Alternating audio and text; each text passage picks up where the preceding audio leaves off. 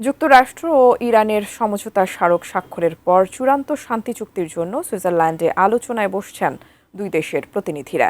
এতে অংশ নিতে জেডি ভ্যান্সের বদলে সুইজারল্যান্ড যাচ্ছেন ট্রাম্পের বিশেষ দূত স্টিভ উইটকফ। ওই আলোচনা সামনে রেখে তেহরানের হুঁশিয়ারি, যুক্তরাষ্ট্র সমঝোতার শর্ত লঙ্ঘন করলে তা সহ্য করা হবে না। ইরানের সঙ্গে সই করা সমঝোতা চুক্তির শর্ত মেনে শান্তি আলোচনার প্রথম পর্বে অংশ নিতে সুইজারল্যান্ড সফর করবেন মার্কিন প্রেসিডেন্ট ডোনাল্ড ট্রাম্পের বিশেষ দূত স্টিভ উইটকফ। সঙ্গে থাকবেন ট্রাম্পের জামাতা জারেড কুশনার।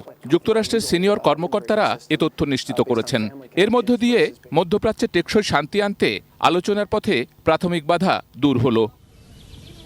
সুইজারল্যান্ডের বার্গেনস্টক অবকাশযাপন কেন্দ্রের আলোচনার মূল লক্ষ্য সমঝোতা স্মারক বাস্তবায়ন করা এবং ইরানের পরমাণু কর্মসূচি সহ দীর্ঘমেয়াদী ইস্যুগুলো নিয়ে আলোচনা শুরু করা।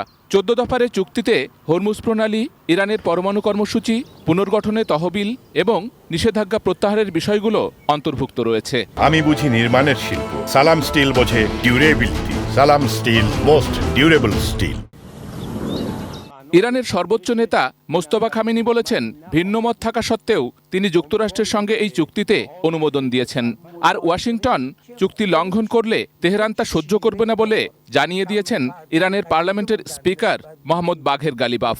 পররাষ্ট্রমন্ত্রী আব্বাস আরাকচি বলেছেন, চুক্তির শর্ত অনুযায়ী লেবানন সহ মধ্যপ্রাচ্যের সব ফ্রন্টে যুদ্ধ বন্ধ করার দায় রয়েছে যুক্তরাষ্ট্রের। তবে লেবাননে ইসরায়েলের জোরালো অভিযানের কারণে যুক্তরাষ্ট্র ইরান চুক্তি ভেস্তে যাওয়ার ঝুঁকিতে পড়ে। এই পরিস্থিতিতে ইসরায়েলের প্রধানমন্ত্রী বেনিয়ামিন নেতানিয়াহুর সঙ্গে কথা বলেছেন মার্কিন প্রেসিডেন্ট ডোনাল্ড ট্রাম্প। পরে ট্রাম্প জানান, তিনি নেতানিয়াহুকে হিজবুল্লাহর সঙ্গে যুদ্ধবিরতিতে রাজি হতে বলেছেন। ইসরায়েল তেহরান ও ওয়াশিংটনের মধ্যে সমঝোতা নস্যাৎ করতে চাইবে এমন শঙ্কার কথা আগে থেকেই বলছিলেন বিশ্লেষকরা। কারণ ইসরায়েলের কট্টরপন্থী নেতারা চান লেবাননে হামলা চলুক। এমন পরিস্থিতিতে ইসরায়েল ও লেবাননের শীর্ষ প্রতিনিধিদের উপস্থিতিতে ওয়াশিংটনে একটি নতুন দ্বিপক্ষীয় বৈঠক অনুষ্ঠিত হতে চলেছে।